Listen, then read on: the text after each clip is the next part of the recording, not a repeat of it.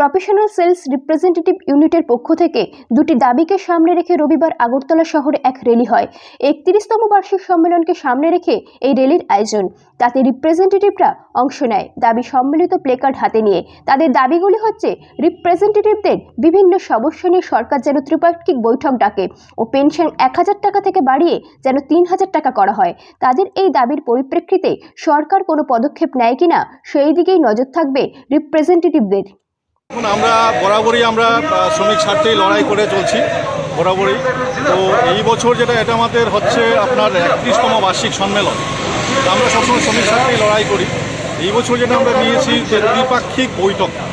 ভারত সরকার আমাদের সাথে বসুক ত্রিপাক্ষিক বৈঠকে, যেখানে আলাপ আলোচনার মাধ্যমে আমরা শ্রমিকের ক্ষেত্রে একটা উন্নতিমূলক আমরা সিদ্ধান্তে গিয়ে উপনীত হতে পারি। তাতে ভারত সরকারেরও উপকার হচ্ছে, শ্রমিক স্বার্থ উপকার হচ্ছে। আমরা দাবি রাখছি আমাদের পেনশন মেডিকেল রিপ্রেজেন্টেটিভ এবং সেলসের ক্ষেত্রে আমরা বরাবরই দেখে থাকি 1000 টাকা আমাদের পেনশন। সেখানে আমাদের একটা দাবি থাকছে, সেটা 1000 থেকে বাড়িয়ে 3000 টাকা পর্যন্ত পেনশনের একটা করার জন্য। এটাই আমরা এই দাবি রাখছি।